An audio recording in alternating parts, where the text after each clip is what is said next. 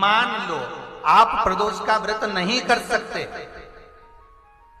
आप अगर व्रत नहीं कर सकते तो प्रदोष के दिन, प्रदोष काल में शाम का समय सूर्य अस्त का कुछ पल, कुछ घड़ी के पहले से लेकर बाद तक का प्रदोष काल के अंतर्गत आप शंकर जी के मंदिर में जाकर 1 लोटा पानी 5 बेलपत्र भी अगर समर्पित करते हैं तो संपूर्ण प्रदोष का फल आपके भाग्य में प्रबल हो जाता है। प्रदोष काल में लगाया गया दीपक 5 स्थान पर फल देता है। पहला स्थान, अगर हमको या हमारे परिवार में किसी को काल सर्प दोष है तो हमारा प्रदोष का लगाया गया दीपक कहीं पूजन मत कराओ, वो दीप जलाने से ही काल सर्प दोष समाप्त होता चले जाता है। दूसरा स्थान, पितृदोष।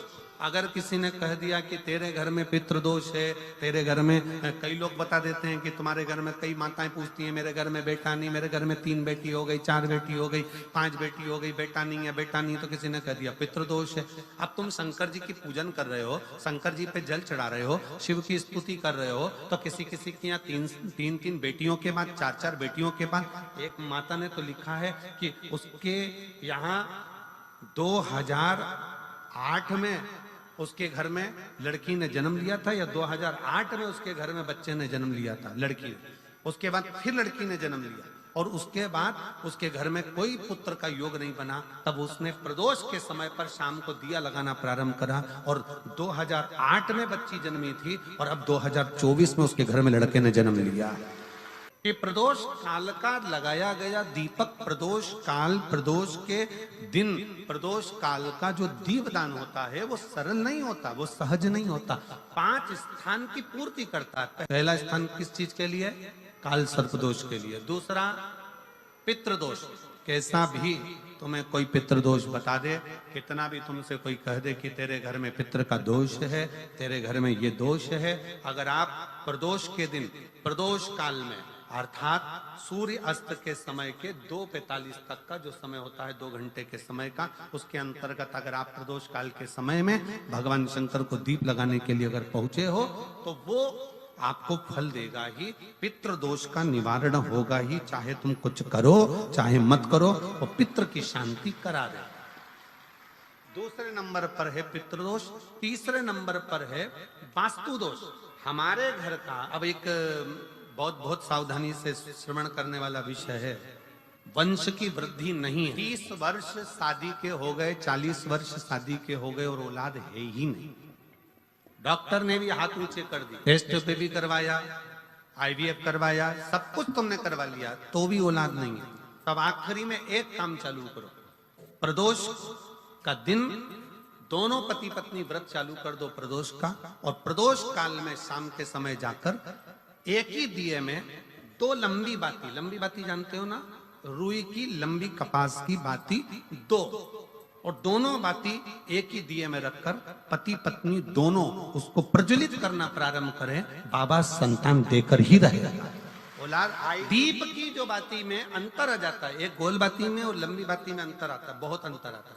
पितरों के लिए गोल बाती का प्रयोग बहुत कम होता है महाराज, देवी जी के लिए, माता रानी के लिए, जगत जननी के लिए गोल बाती का प्रयोग बहुत कम होता है महाराज, ध्यान रखिएगा। एक पितृ के लिए, एक जगत जननी जगदम्बा दुर्गा भवानी के लिए गोल बाती का प्रयोग कम होता है, लंबी बाती का प्रयोग ज्यादा। क्यों?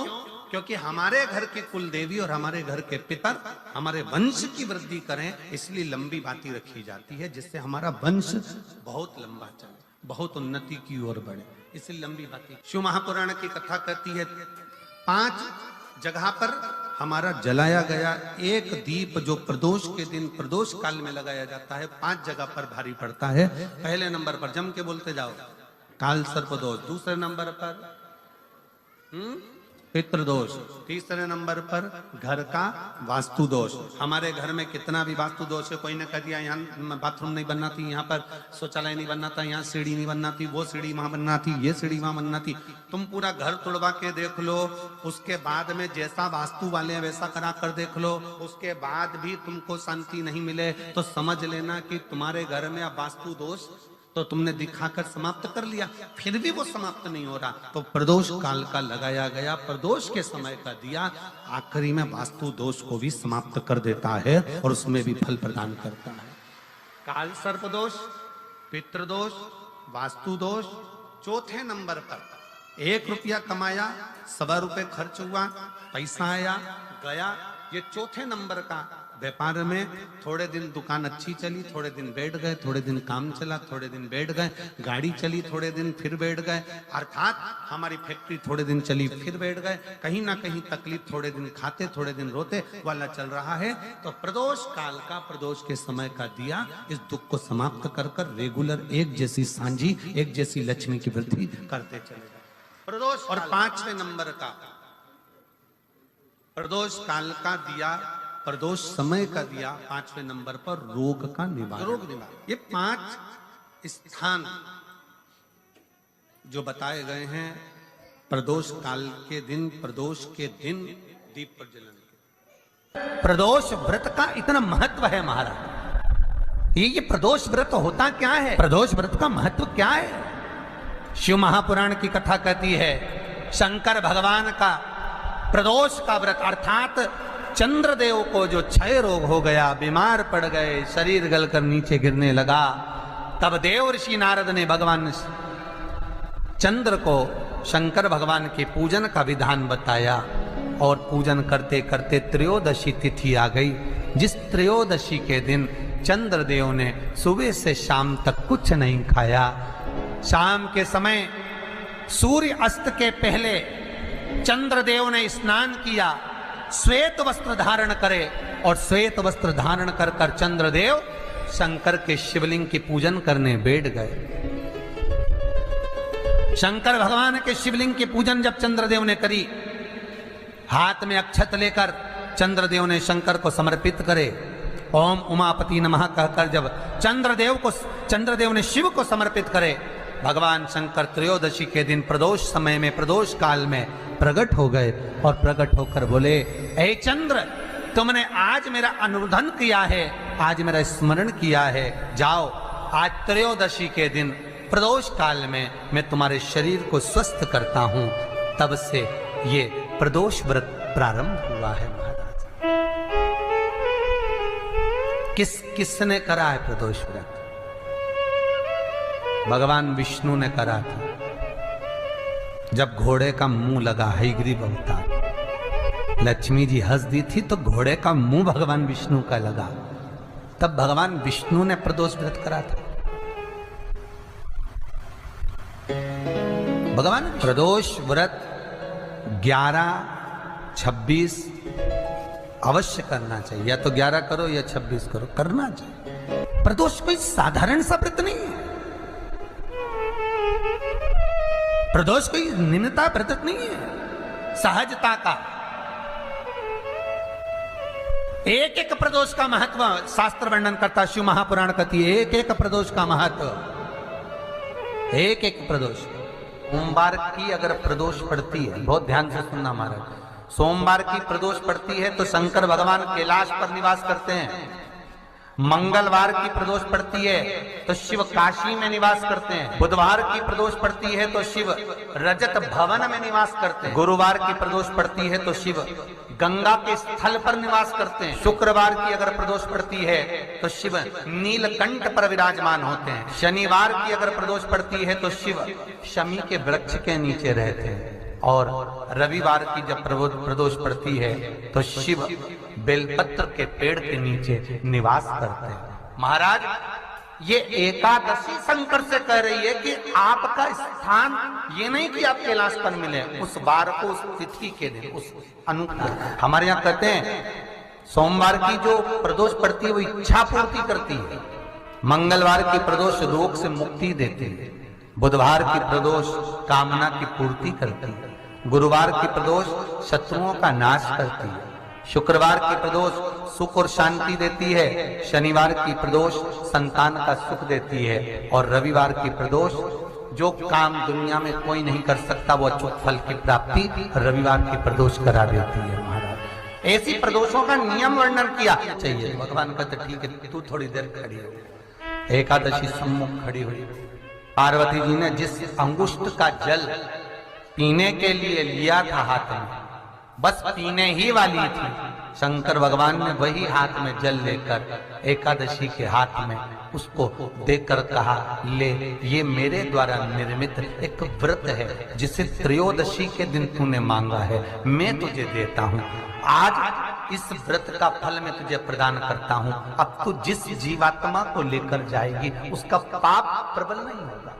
किसी स्त्री, पुरुष, बालक, बुजुर्ग जो भी होगा जिसने प्रदोष का व्रत करा होगा, वो जीवात्मा को तू किसी फल की कामना से नहीं, स्वतः ही लेकर चली जाए। उसमें कोई कामना नहीं है। बन सके जीवन में 11 प्रदोष या 26 प्रदोष करने के बाद आप उसका उद्यापन कर कर विराम भी दे सकते। पर जीवन में एक बार प्रदोष का व्रत मौका मिले, जिस कामना से, जिस दिन का भाव आपके मन में आए कि मुझे रोग से मुक्ति पाना है तो ये प्रदोष मुझे करना है, मैं रोग मुक्ति के लिए, हम मंगल, जो भी आपके मन में आ रहा है, संतान प्राप्ति के लिए शनिचरी प्रदोष, आप उसका स्मरण। फिर लिखा शिव महापुराण में, बड़ा सुंदर लिखा वेद व्यास जी ने, मान लो आप प्रदोष व्रत नहीं कर सकते, आप अगर व्रत नहीं कर सकते तो प्रदोष के दिन, प्रदोष काल में शाम का समय, सूर्यास्त का कुछ पल, कुछ घड़ी के पहले से लेकर बाद तक का प्रदोष काल के अंतर्गत आप शंकर जी के मंदिर में जाकर 1 लोटा पानी, 5 बेलपत्र भी अगर समर्पित करते हैं तो संपूर्ण प्रदोष का फल आपके भाग्य में प्रबल हो जाए।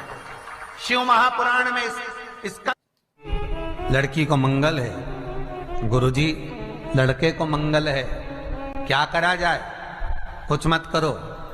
प्रदोष के व्रतों में वर्णन किया गया है कि रवि का प्रदोष, भौम का प्रदोष, मंगल का प्रदोष, बुध का प्रदोष, गुरु का प्रदोष, शुक्र का प्रदोष, शनि का प्रदोष। जो प्रदोष पढ़ते हैं पूरे महीनों में, पूरे वर्ष में, मंगल का प्रदोष निकाल कर रख लो कि मंगल का प्रदोष इस दिन पड़ रहा है, मंगल की त्रयोदशी तिथि पड़ रही है, प्रदोष व्रत मंगलवार का पड़ रहा है। और जिन लड़का लड़की को मंगल होते हैं, जिन कन्या और वर को मंगल होते हैं, केवल शंकर भगवान के मंदिर में जाकर चौमुखी दिया, 4 बत्ती का दिया आटे का, उसमें घी डालकर लड़की शंकर भगवान के मंदिर में मात्र 7 बार शंकर पे से उतार कर, 3 बार स्वतः उतार कर शिव के मंदिर में रख देती है। उसका मंगल आड़े आता ही नहीं है, मंगल नहीं आता सामने। मंगल प्रदोष व्रत का इतना महत्व है महाराज। एक बात बहुत अच्छे से समझ लीजिए, जिसके घर में क्लेश होता हो, अशांति रहती हो, क्लेश रहता हो, या छोटी छोटी बात पर विवाद चालू हो जाता हो, या पति पत्नी में, परिवार में, सास बहू आदि कादिक में कहीं ना कहीं कुछ अगर विवाद रहता हो, ऐसा बेलपत्री की डंडी रहती है ना, बहुत ध्यान दीजिएगा महाराज। श्राद्ध पक्ष की कथा चल रही है, शिव महापुराण आज विराम की ओर है, ध्यान दीजिएगा। जैसे ये बेलपत्री की जो डंडी होती है, डंडी का जो भाग होता है बेलपत्री की, ऐसा बेलपत्री की 7 भाग ले लो, मतलब बेलपत्री 7 ले लीजिए। 7 बेलपत्र लेकर कच्चा जो सूत होता है ना, कच्चा सूत जो जानते हो पेड़ पौधे में माता लपेटती हैं, धागा जो होता है ना सफेद कलर का कच्चा धागा, जो बड़ में, पीपल में और आंवला आदि में लपेटा जाता है, कच्चा सूत, उसको शंकर भगवान और माता पार्वती का स्मरण कर कर नंदी के, जो नंदी होता है, नंदी के राइट भाग में, नंदी का एक पांव ऊंचा होता है, आपने देखा होगा आगे का पांव ऊंचा होता है, बैठते समय नंदी का एक पांव ऊंचा, एक पांव नीचे की हो जाता है। तो नंदी का जहां पांव ऊंचा है उस ऊंचे पांव के पास में बैठना है। कच्चे सूत पर उस बेलपत्री के जो 7 गुच्छ हैं, 7 जो बेलपत्री के भाग हैं, 7 बेलपत्री हैं, उसको अपना नाम गोत्र स्मरण कर कर उस कच्चे सूत को लपेटना। महाराज लाल कलर का चंदन उस बेलपत्री के पत्ते में जो अग्रभाग होता है, सबसे आगे का भाग, सातों में लाल चंदन लगाना है। महाराज उस चंदन को लगाकर आप प्रदोष के दिन, प्रदोष काल में शंकर भगवान को समर्पित अगर करते हैं तो जिस घर का गोत्र बोला है उस घर में कभी क्लेश नहीं हो सकता, उस शांति का उसमें क्लेश नहीं। एक धागा होता है पक्का धागा, एक धागा होता है कच्चा धागा। बहुत ध्यान दीजिएगा महाराज, पक्के धागे से नहीं लपेटना सके। कच्चा जो धागा पीपल में, बड़ में या आंवला आदि में जो हम लोग लपेटते हैं पूजन करते समय, वो कर। एक बात और आपको ध्यान दीजिए, अगर मान लो किसी पति पत्नी का तलाक तक की नौबत हो गई और तलाक नहीं कराना है, आपस में वापिस प्रेम बढ़ जाए, छोरी वापिस घर में रहे, बेटा उसको रखे, बहू रहे, आपस में प्रेम बढ़े, वो भले मायके चली गई हो, वो भले लड़का छोड़कर चले गया हो, अकेली रह रही हो और चाहती है कि मैं पति के साथ रहना है, तलाक नहीं होना चाहिए, हम दोनों में प्रेम रहे, वो संभाले मेरे को भी और मैं भी आदर करूं, वो भी आदर करे। तो मेरा निवेदन है, कच्चा जो सूत होता है, कच्चा जो धागा होता है, नंदी के ठीक पीछे बैठकर कोई साथ में आपके परिवार का कोई व्यक्ति चले जाए और हस्तकमल को, जिसको अपने परिवार में वापिस रहना है, उस स्त्री हो या पुरुष हो, दोनों में से कोई भी नंदी के पीछे बैठकर सोमवार की जिस दिन अष्टमी पड़े उस दिन नंदी के पीछे बैठकर हाथ को ऐसा बंद करना है, हाथ में एक बेलपत्री रखना है, बंद कर 7 बार उस हाथ पर कच्चा सूत लपेट देना है, उस सूत को वापस निकाल लेना है, बेलपत्री के साथ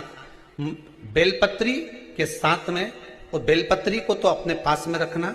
सबसे पहले माता पार्वती का जो हस्तकमल ऐसा होता है शिव मंदिर में, उस हस्तकमल में वो सूत जो आपके हाथ से निकला है वो उसमें डाल देना है, माँ जगत जननी से प्रार्थना कर कर, और जो बेलपत्री आपने संबंध को जोड़ने के लिए अपने हाथ में ली है वो शंकर भगवान के कटी भाग में, फिर निवेदन करूंगा कटी भाग को समझ, ये शिवलिंग रखा है, जहां पर शंकर भगवान का शिवलिंग, माता पार्वती जी के हस्त कमल पर जो शिवलिंग रखा है, ये भाग कटी भाग कहलाता है।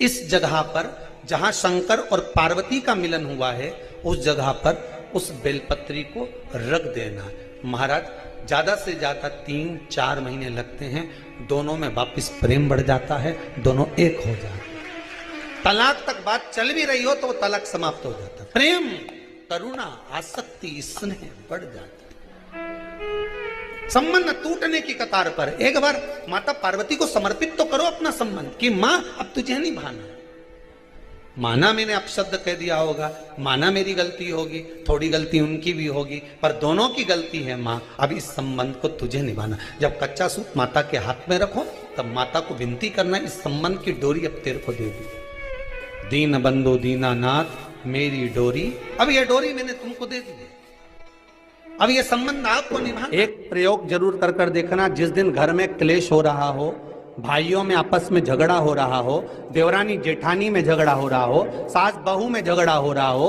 और शांति हो ही नहीं रही, बहुत प्रयास कर लिया तुमने कि शांति नहीं हो रही, तो प्रयास करो, प्रदोष के दिन एक बेलपत्र लीजिए, प्रदोष के दिन बेलपत्र लेकर अपना जो परिंडा होता है, परिंडा जानते हो, मटका, हंडा, जहां पानी भरते हो, पितरों का स्थान, उस परिंडे को बेलपत्र छुआकर उस बेलपत्र को शंकर भगवान के ऊपर जो जलाधारी होती है, उस जलाधारी में इस डंडी को अपने घर का नाम गोत्र बोलकर उसको डाल दिया जाता है। 1 लोटे पानी में थोड़ा सा शहद मिलाकर उस जलाधारी में भगवान शंकर का भृंगेश्वर नाम लेकर चढ़ा दिया जाता है। शिव जी को चढ़ाया हुआ जल उस बेलपत्र को चढ़ाकर आ जाइए, कितना भी तेज झगड़ा हो रहा होगा, मात्र 10 मिनट के अंदर एकदम शांत हो जाता है, झगड़ा रह ही नहीं पाता। इतना भी झगड़ा हो रहा, मात्र 10 मिनट, 15 मिनट से ज्यादा नहीं टिक सकता। अगर खाओगे शंकर जी के मंदिर की तो मुख में जीवान छार छार हो जाती है, बोलो सही। प्रतिदिन बेलपत्र खाओगे शंकर मंदिर की तो मुख में कई बार छाले भी पड़ जाते हैं, सत्य है कि गलत? शिव महापुराण की कथा कहती है अति सर्वस्व वर्जते। आपको अगर बेलपत्र खाना है, हफ्ते में 2 खाओ, हफ्ते में 3 खाओ, मुंह में अगर छार छार हो रहा है, छाले पड़ रहे हैं, तो बेलपत्र को, शिव जी की चढ़ी हुई बेलपत्र को सुखाकर चूरा बनाकर इतनी सी चुटकी भर खा लिए, पानी पी। लीवर गड़बड़ हो गया है, डायलिसिस चल रहा है, किडनी गड़बड़ हो गई है, डॉक्टर बोल रहा है कि डायलिसिस करवाना पड़ेगा, तो बेलपत्री के पीछे की जो डांट है, इसको आप लोग तोड़ के फेंक देते हो। वो बेलपत्री के पीछे की जो डांट है, ब्रह्मा विष्णु महेश, समझ में आ रहा है आप लोगों को? बीच में जो डंडी दिख रही है आपको, इसके बीच में बड़ी पत्ती और दो पत्ती के बीच में जो खाली जगह है, ये खाली जो डंडी है, इसमें 33 कोटि देवी देवताओं का स्थान, इसका स्थान है 33 कोटि देवी देवता। इसलिए बेलपत्र चढ़ाते समय बेलपत्र को इस जगह से पकड़कर समर्पित किया जाता है कि 33 कोटि देवी देवताओं का स्पर्श कर कर, ब्रह्मा विष्णु महेश का स्पर्श कर कर चढ़ाया जाता है। बेलपत्री के नीचे की जो डंडी होती है, ये दो पत्ती से लेकर नीचे का जो भाग होता है, ये स्कंद पुराण कहती है, इसमें 64 योगनियां और मेरी माता पार्वती का संपूर्ण जितनी शक्तियां हैं, वो सारी शक्तियां इस डंडी के अंदर विराजमान होती हैं। इस डंडी के पीछे एक गोखरू होता है, जिसको माताएं तोड़ देती हैं। वो जो टूटा हुआ गोखरू रहता है, उसमें भगवान शंकर के प्रत्येक गण का भाव। इनका काम क्या रहता है? जब शरीर में किसी व्यक्ति के जीवन में जब दुख तकलीफ या रोग बढ़ता है, तो वो गोखरू जो नीचे का रहता है, वो टूटा हुआ गोखरू अशोक सुंदरी वाली जगह पर चढ़ाकर हफ्ते में 2 बार उसको चबा चबा कर अगर खा लिया जाए, तो डायलिसिस की जरूरत नहीं पड़ती, डायलिसिस छूट जाता है, लीवर और किडनी काम करना प्रारंभ। और अच्छे से सुन लेना, अभी की अभी घर जाकर शुगर की जांच करना, शुगर कितनी भी हाई जा रही होगी, बेलपत्री के नीचे का गोखरू टूटा हुआ अशोक सुंदरी पर चढ़ाकर खाकर 5 से 7 मिनट मुंह में रख लीजिए और उसके बाद शुगर की जांच कर लीजिए, शुगर लेवल में मिलना प्रारंभ। बेलपत्री का जो सुख है, वो जीवन का आनंद। श्री शिवाय नमस्तुभ्यम, श्री शिवाय नमस्तुभ्यम, हर हर महादेव। तो यह उपाय आप प्रदोष व्रत के दिन जरूर करें। इस उपाय को करने से होगी हर मनोकामना पूरी। तो आप लोग यह उपाय करने से देखिए क्या क्या होता है। श्री शिवाय नमस्तुभ्यम, श्री शिवाय नमस्तुभ्यम, हर हर महादेव।